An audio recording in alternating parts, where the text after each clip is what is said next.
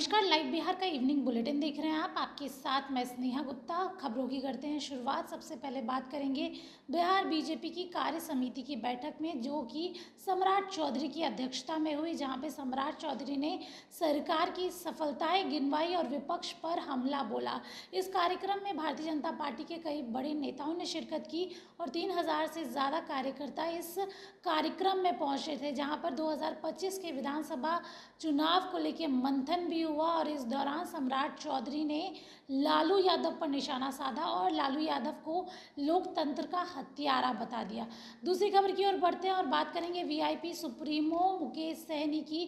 जब से उनके पिता की हत्या हुई है, बिहार में लगातार सियासी गलियारों में ये चर्चा हो रही है कि आखिरकार इतना अपराध कैसे बढ़ चुका है। तो अब उनके पिता के हत्यारों को पुलिस ने गिरफ्तार कर दिया और पुलिस के द्वारा बड़ा अपडेट सामने आया है। आपको बता दें कि मुख्य आरोपी जो है काजिम अंसारी रेडीमेड कपड़े की दुकान चलाता था। सूद पर रुपए के लेन देन में हत्या करने की जानकारी मिली है। इसके साथ ही काजिम ने अपनी ज़मीन गिरवी रखकर 3 किश्तों में 1.5 लाख का कर्ज 4% मासिक ब्याज पर लिया था, लेकिन वो पैसे देने में असमर्थ था, जिसको लेके उसने जब जीतन सहनी से बात की और कहा कि हमारे ज़मीन के कागजात वापस कर दीजिए और साथ में सूद भी कम कर दीजिए, तो इन दोनों के बीच बहसा बहसी हो गई, जिसको लेके काजिम ने सोचा कि इस बार हम जो कागजात है वो चोरी कर ले। और इसी मंशा के साथ वो जीतन सहनी के घर में दाखिल हुआ था, लेकिन जब उसने जीतन सहनी को डराया धमकाया तो जीतन सहनी ने उसे गाली देने लगा,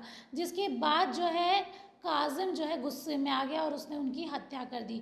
तो देखिए, जीतन सहनी मामले में बड़ा खुलासा हुआ है। इसके साथ ही अब बात करेंगे हम अगली खबर की। शिक्षकों के लिए बड़ी खुशखबरी है और ख़ासकर उन शिक्षकों के लिए जो लोग कब से इंतज़ार कर रहे थे कि आखिरकार बीपीएससी टीआरई 1 का जो आंसर शीट है वो कब आएगा। आपको बता दें, बड़ी खबर शिक्षक बहाली से जुड़ी हुई है। पटना हाईकोर्ट ने शिक्षक अभ्यर्थियों की बड़ी राहत देते हुए बीपीएससी टीआरई 1 का पूरा रिजल्ट जारी कर दिया है और इसका आदेश शिक्षा विभाग और बीपीएससी को दे दिया है।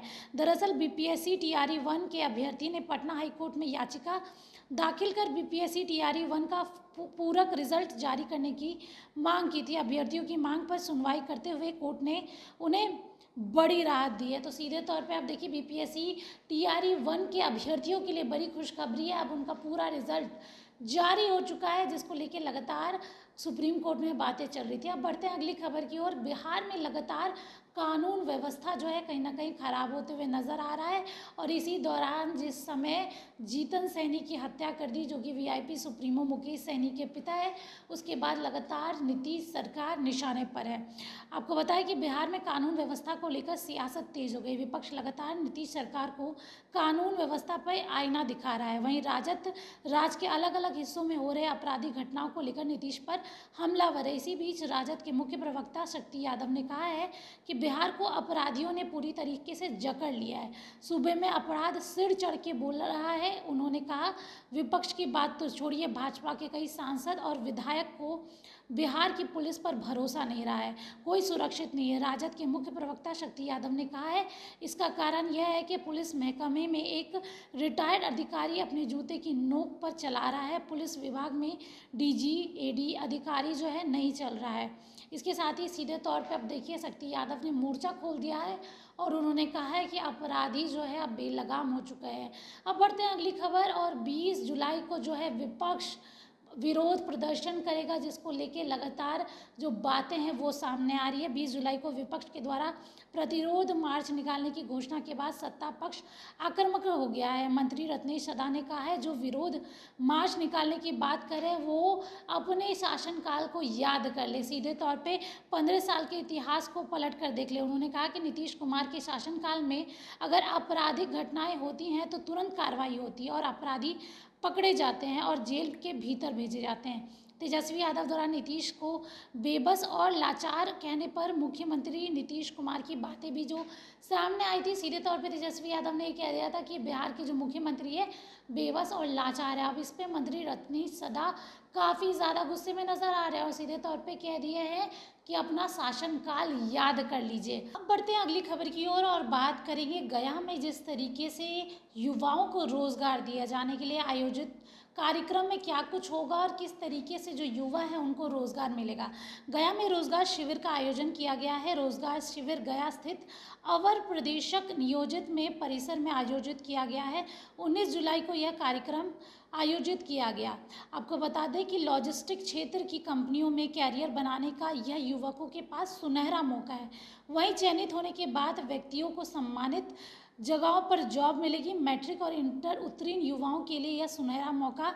जानकारी के अनुसार गया बोधगया रोड के केंद्रों स्थित अफसर प्रदेश नियोजित लायल में 19 जुलाई को रोजगार शिविर का आयोजन किया गया है। यह रोजगार सुबह के 10 बजे से लेकर संध्या के 5 बजे तक चलेगा। इस रोजगार शिविर में डिलीवरी प्राइवेट लिमिटेड के द्वारा फील्ड एग्जीक्यूटिव के पदों पर भर्ती की जाएगी।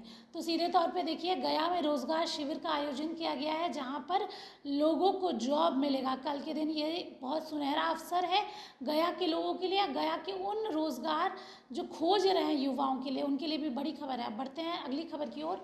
22 तारीख से सावन घुसने वाला है, जिसको लेके कांवरियों के लिए लोग इस बार बड़े काम कर रहे हैं और इस बार चाहते हैं, चाहे हम रेल की बात करें या फिर किसी और चीज़ की बात करें, कांवरियों का यात्रा जो है वो सुखद हो और उनको यात्रा के दौरान कुछ कष्ट ना हो, इसको लेके लगातार निरीक्षण हो रहा है। आपको बताया, मुजफ्फरपुर डीएम और एसपी ने कांवरिया पथ का किया निरीक्षण, अधिकारियों को दिया कई निर्देशों में। श्रावण मेले की तैयारी का जायजा लेने के लिए निकले मुजफ्फरपुर जिलाधिकारी और एसपी ने संबंधित अधिकारियों को निर्देश दिया। बताए चले कि 22 जुलाई को पहला सोमवार है, जिसमें लाखों कांवरिया सावन के पहले जो है बाबा के दर्शन करने जाएंगे और इसी रास्ते से होके जाएंगे, जिसको लेकर रास्तों का निरीक्षण जो है अब डीएम और एसपी करते हुए नजर आ रहे हैं। अब बढ़ते हैं अगली खबर की ओर और बात करेंगे बिहार में बिगड़ी कानून व्यवस्था को लेके।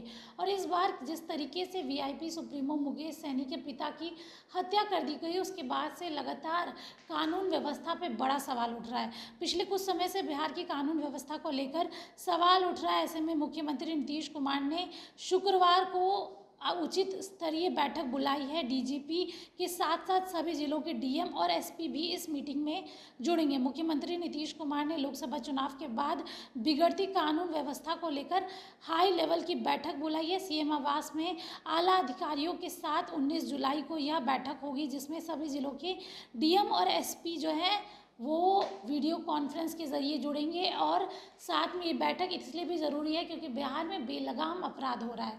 अब बढ़ते हैं अगली खबर की ओर और बात करेंगे, आखिरकार तेजस्वी यादव मुकेश सहनी से मिलने क्यों नहीं पहुंच रहे। और ये सवाल सत्ता पक्ष इतनी गहराई से पूछ रहा है कि अब विपक्ष को इसके ऊपर जवाब देना भी ज़रूरी हो चुका है।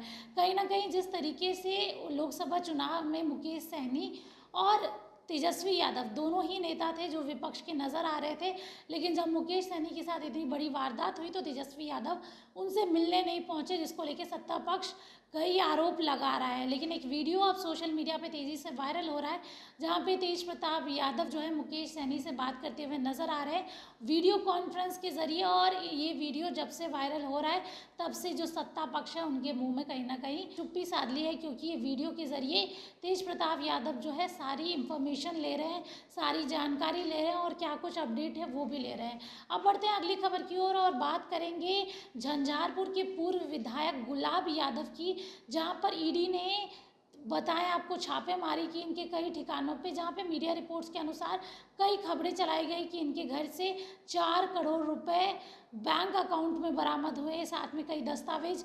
लेकिन जब उनसे लाइव बिहार की टीम ने बात की तो सीधे तौर पर उन्होंने दस्तावेज दिखा के, पंचनामा दिखा के ये कहा कि हमारे घर से कुछ भी बरामद नहीं हुआ है, सिर्फ 2 फ़ोन ईडी लेके गई है, जो एक गुलाब यादव और उनकी पत्नी अंबिका यादव की है। तो ये थी दिन भर की तमाम बड़ी खबरें। आप बने रहिए हमारे साथ, तब तक के लिए बहुत बहुत शुक्रिया।